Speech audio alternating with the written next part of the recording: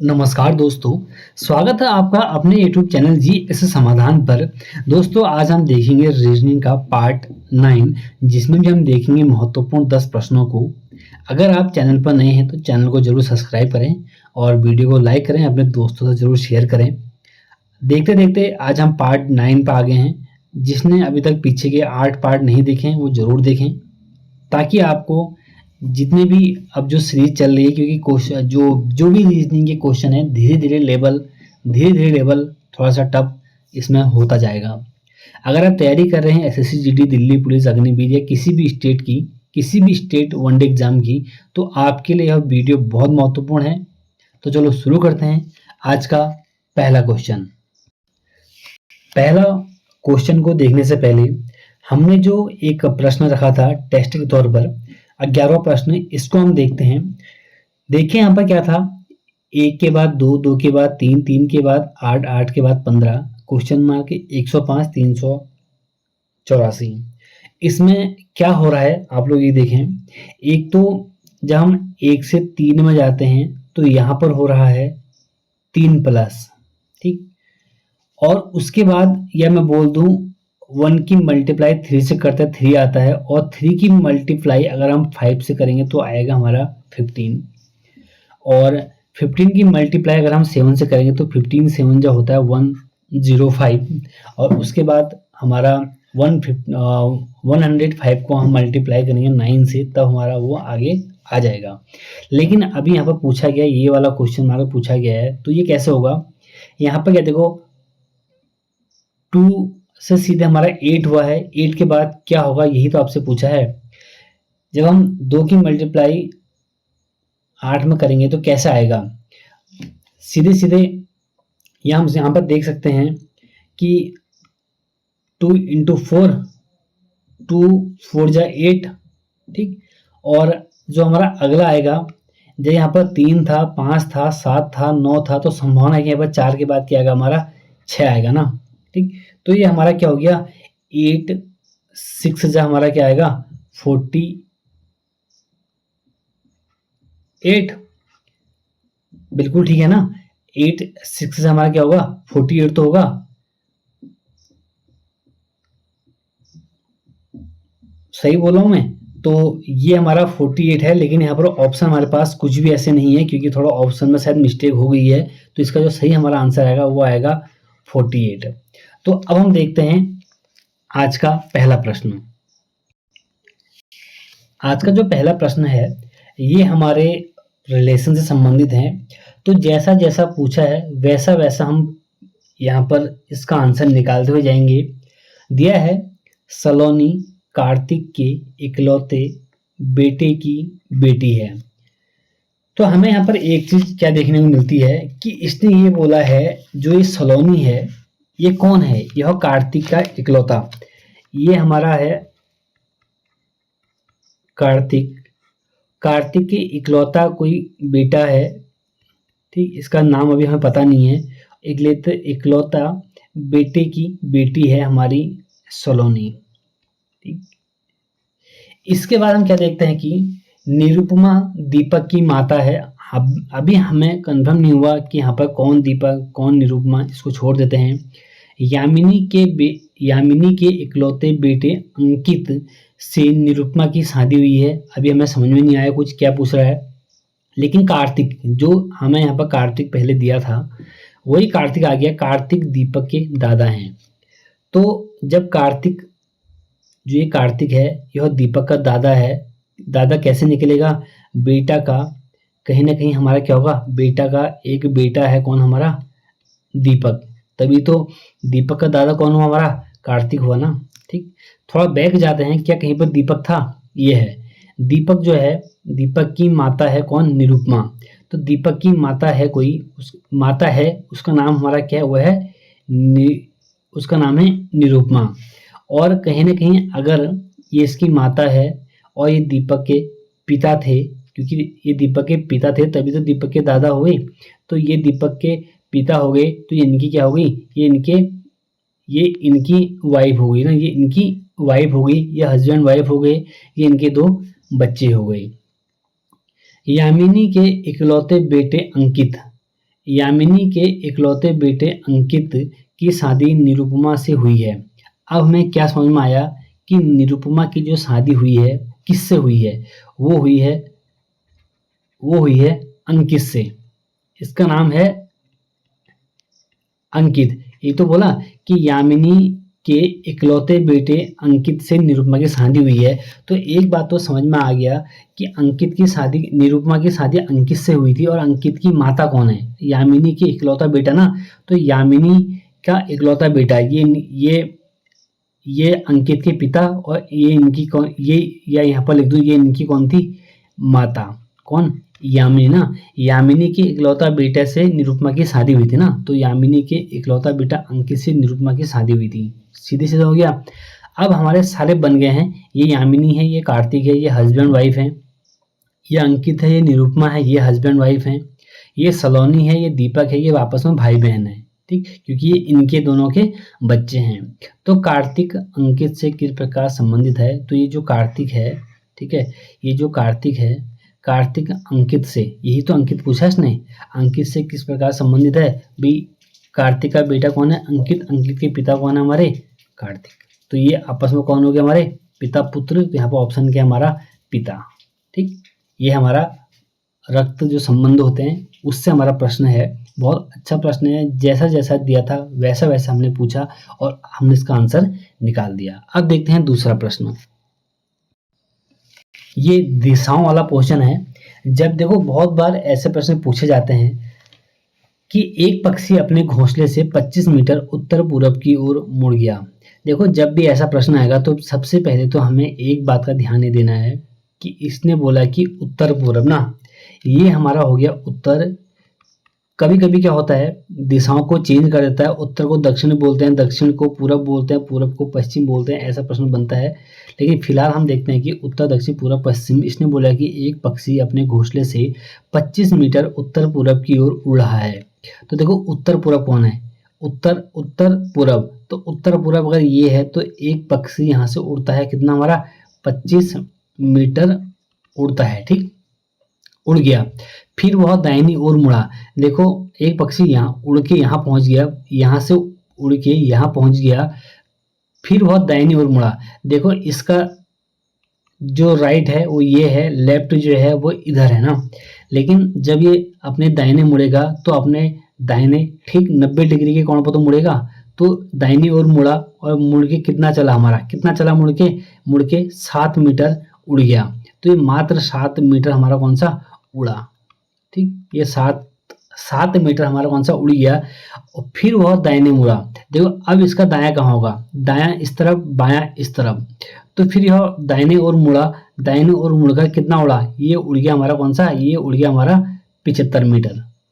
ठीक, ये उड़ गया हमारा 75 मीटर है। ठीक, क्योंकि 25 तो यहाँ से यहाँ गया था, तो 25 यहाँ से यहाँ वापस आ गया और उसके 50 मीटर एक्स्ट्रा हमारा आगे को और उड़ गया ना। ठीक, तो कुल मिला के 50 से मतलब नहीं है, यहाँ पर सीधी सीधे हमें दिख रहा है कि 75 मीटर उड़ा।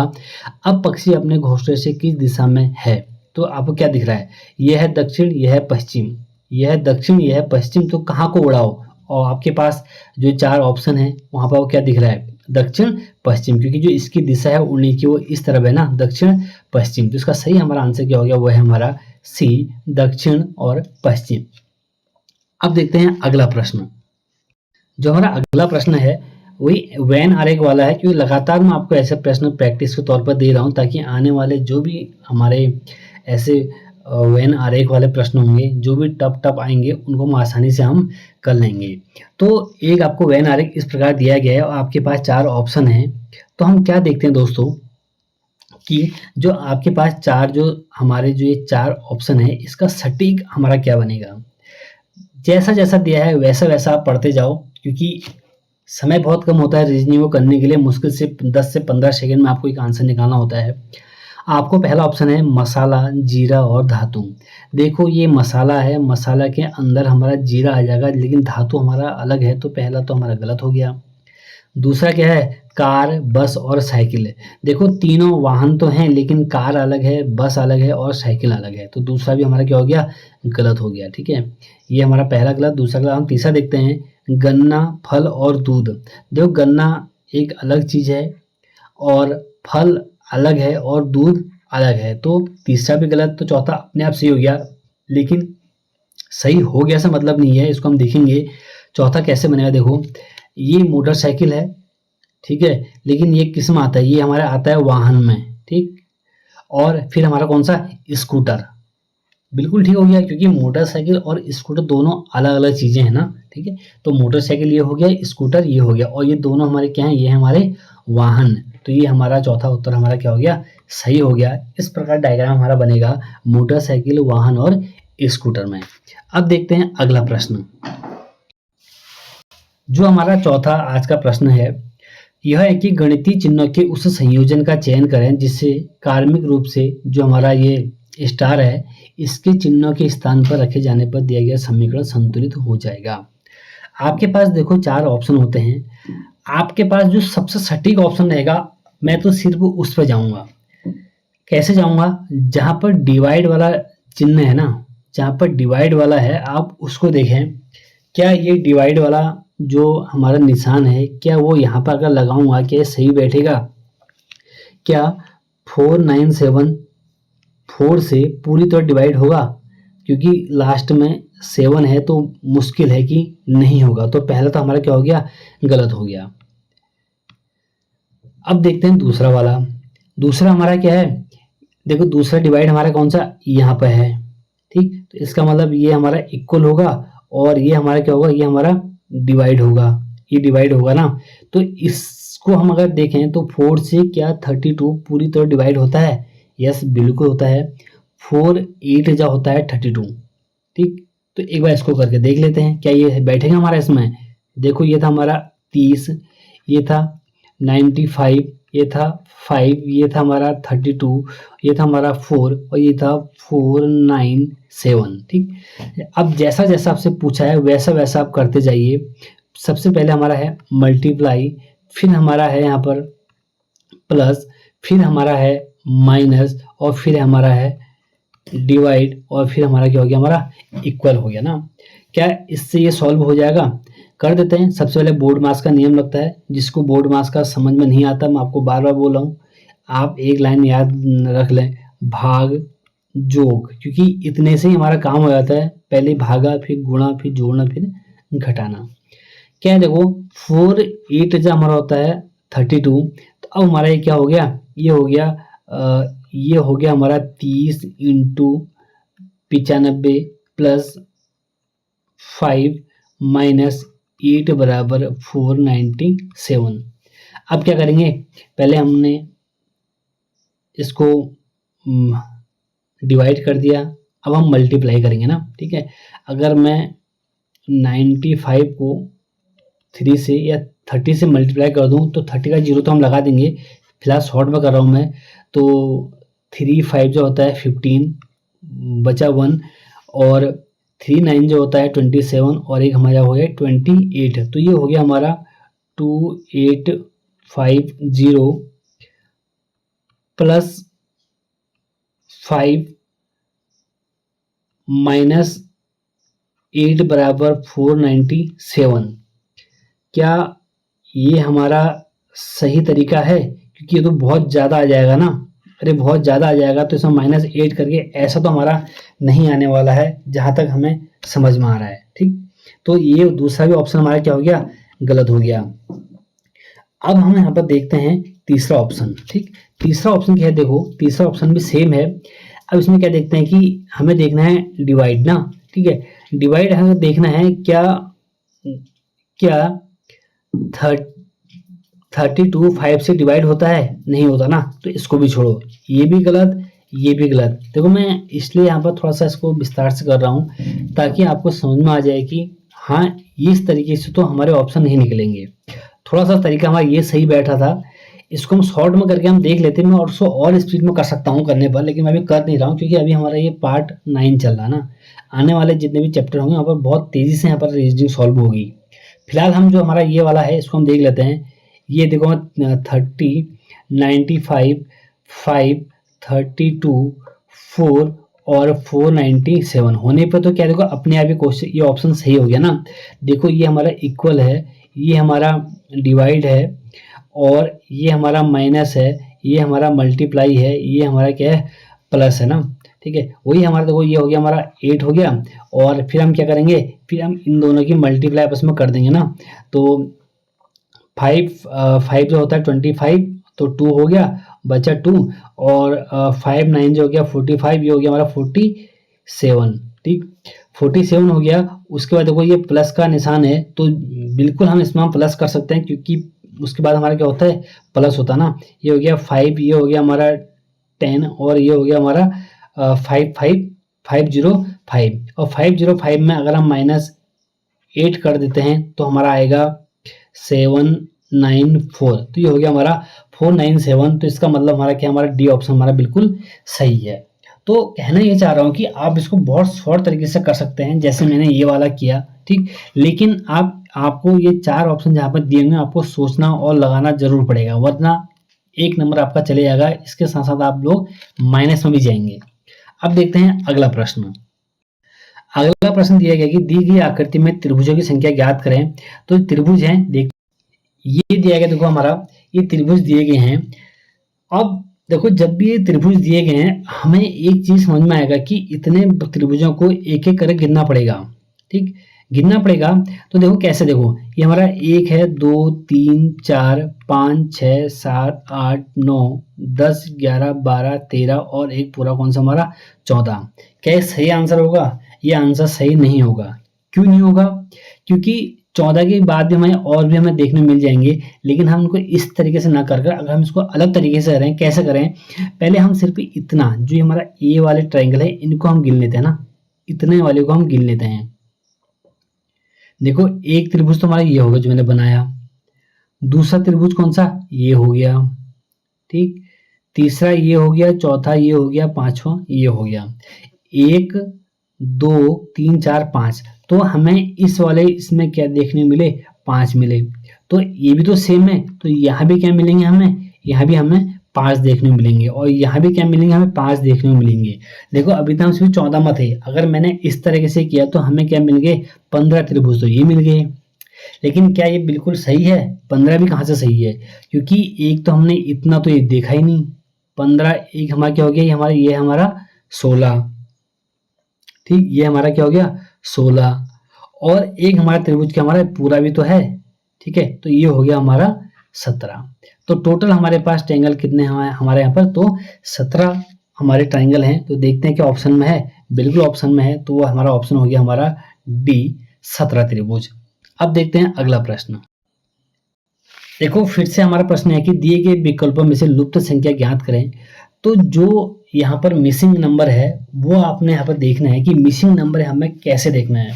देखो हमें सीधे सीधे एक बात तो यहाँ पर समझ में आ गई कि जो बीच वाला हिस्सा है वो हमारा जो मिसिंग नंबर के तौर पर देखते हैं, तो बीच में हमारा क्या है, बड़ा है। तो अब मैं कहीं ना कहीं हमें ना इस तरफ देखने की जरूरत है ना इस तरफ देखने की जरूरत है, हमें सीधे सीधे मतलब क्या इस तरफ देखने की जरूरत है कि कैसे ये 58 हमारा हुआ है ना। अगर मैं देखूं 16 को मैं 13 में जोड़ दूं तो ये हो गया हमारा 3 और 6 9 और 1 और 1 2 29। लेकिन ये तो बोला कि 58 है, 58 ये हो सकता है या हमें करना पड़ेगा। या मैं एक चीज और कर लेता हूं कि 29 को 2 से मल्टीप्लाई कर दूं तो ये देखो 2 9 जा हमारा होता है 18, ये 1 हो गया, 2 2 जा 4 और एक हमारा गया 5 58। ये बिल्कुल सही है, आ गया 58।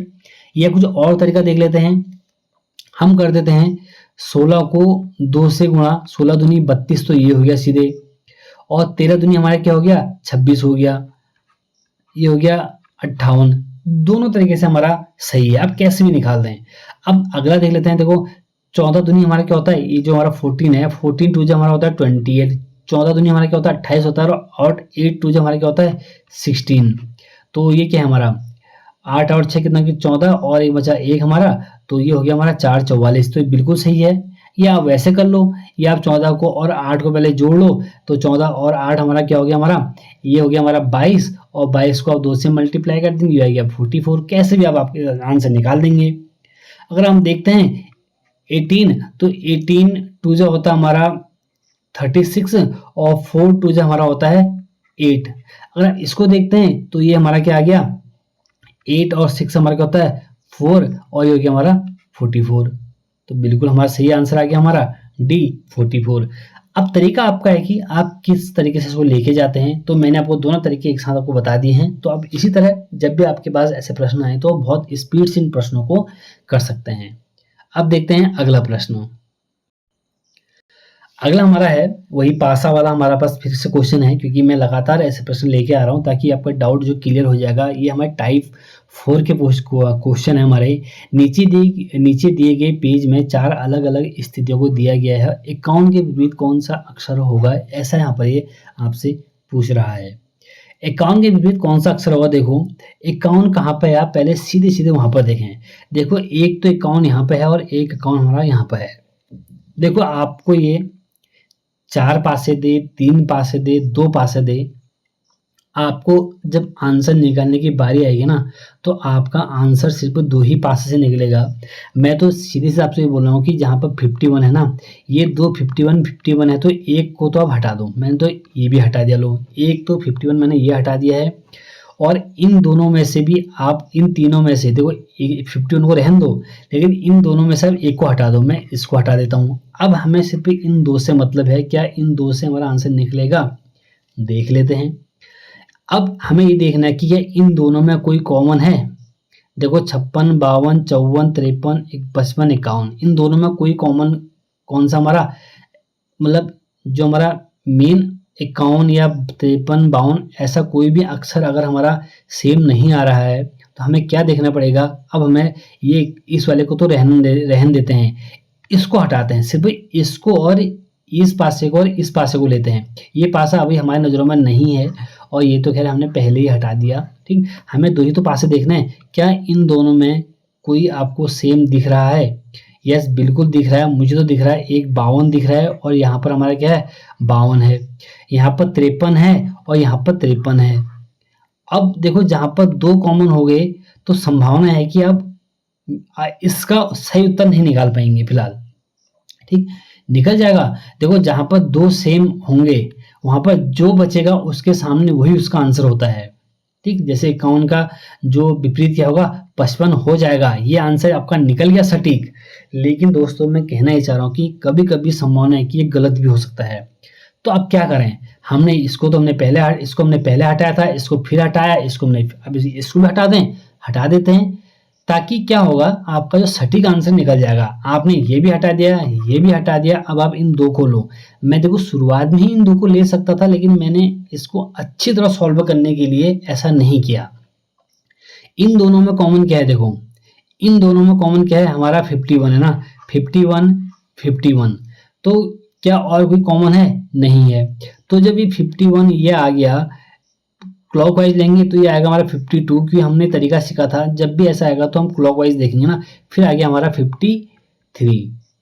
लेकिन यहाँ पे क्या है, देखो 51 और क्लॉकवाइज 56 और 54। लेकिन इसने तो यही तो पूछा था कि 51 के विपरीत क्या होगा। अब ऐसा तो कुछ आया नहीं, क्योंकि यहाँ पर जो हमें दिख रहा है पासा में ना, क्या देखो 51, 52, 53, 54, 55, 56 तक ही हमारा यहाँ पर है।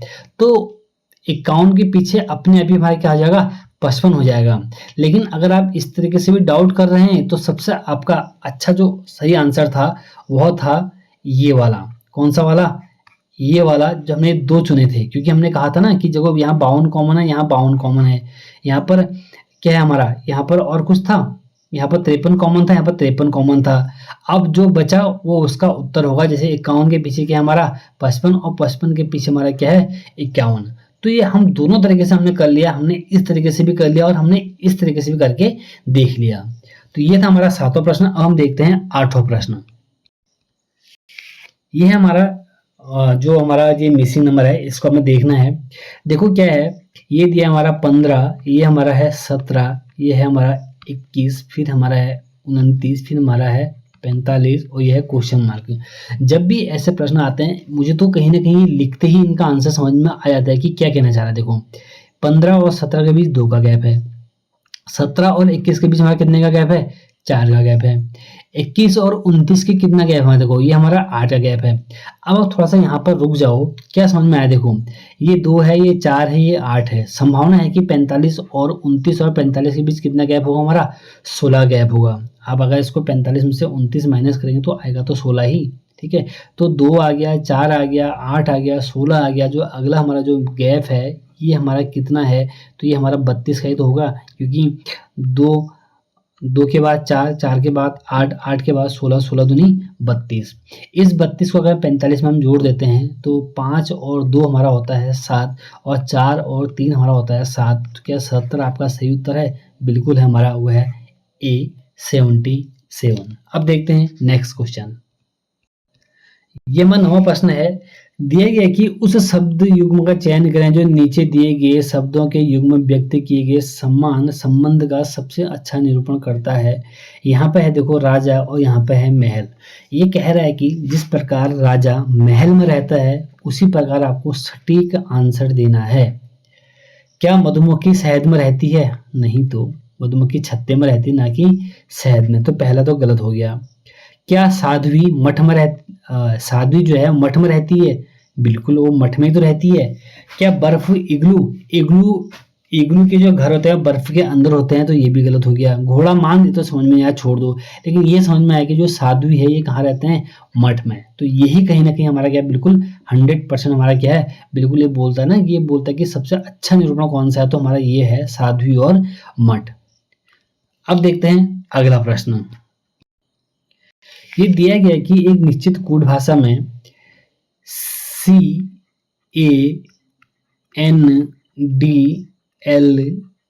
को हमने क्या लिखा है? इसको हमने लिखा है यहाँ पर 52, या बोलूं 5 2 1 4 4 1 1 और 3, ठीक। तो अगला हमारा क्या होगा, यहाँ पर दिया गया हमारा क्या दिया है, देखो QUI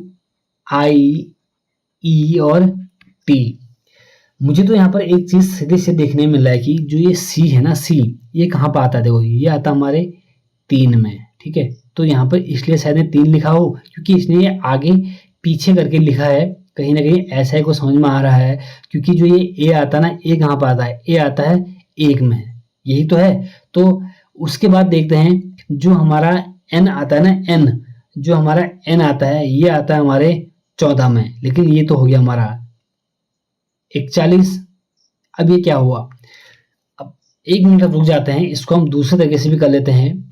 ये कहना चाह रहा है कि जो सी है ये कहाँ आता है? देखो ये आता है 3 में, और जो ए आता है ये आता है 1 में, एन होता है हमारे 14 में, और डी होता है 4 में, और जो हमारा एल है ये होता है हमारे 12 में, और ई होता है हमारे 5 में। तो तरीका तो वही था ना, लेकिन इसने क्या कर दिया, इसने इन नंबरों को शायद आगे पीछे लिखा है। 3 1 1 4 4 1 2, और ये हमारा कौन सा, हमारा 5। क्या ये सही है? बिल्कुल सही है। अब हम देख लेते हैं क्यू कितने में आता है। क्यू देखो, क्यू आता दोस्तों ये आता हमारे 17 में, और यू आता हमारे 21 में, आई हमारा आता है 9 में, ई आता हमारे 5 में, और टी आता हमारे 20 में। अब आगे पीछे तो करना है। देखो मैं इस एक को यहाँ ले जाऊं या इस 0 को यहाँ ले आऊं, बात तो एक ही है। मैं चलो पीछे से लिख देता हूँ। ये हमारा 0 आ गया, फिर आ गया 2, फिर आ गया 5, फिर आ गया 9, फिर आ गया 1 2 7 1। क्या ये बिल्कुल सही आंसर है? देख लेते हैं। 2 या 0 2 5 9, 0 2 5 9 देखो कहाँ पे है, दोनों में है। 0 2 5 9 0 2 5 9 दोनों में है। अब क्या हमारा 1 2 7 1 1 2 7 1, तो हमारा कौन सा ए इसका सही आंसर हो गया। तो दोस्तों ये थे हमारे 10 प्रश्न। अब हम देखते हैं जो आपके लिए टेस्ट के तौर पर प्रश्न हमारा है 11वां प्रश्न। इसको आप लोग कमेंट बॉक्स में जरूर बताएं। 600 के बाद 120 आता है, 100 के बाद 30 आता है, 120 के बाद हमारा 10 आता है, तो हमारा क्वेश्चन मार्क हमारा क्या आएगा। तो ये आपके पास हमारा आज का क्वेश्चन है, लेकिन शायद यहाँ पर देखो ऑप्शन में मिस्टेक है। 1 15 15 दोनों बार हो गया, तो इसको आप क्या कर लें, इसको आप 05 कर लें, 05, 15 और 12। ठीक, तो ये थे हमारे दोस्तों आज के हमारे 10 प्रश्न और 11वां प्रश्न आपके लिए रहा। 10 में से कितने आपके आंसर आए अपने मन में सोचें। अगर आप लोग कमेंट नहीं कर पा रहे हैं इस चीज़ को कि कितने में से कितने आपके नंबर आए, संभावना है कि आपके 10 में से 10 या 10 में से 8 नंबर यहाँ पर ज़रूर हमारे आए होंगे। तो दोस्तों ये थे हमारे आज के 10 महत्वपूर्ण प्रश्न। मिलते हैं एक नेक्स्ट वीडियो में। जय हिंद, जय भारत।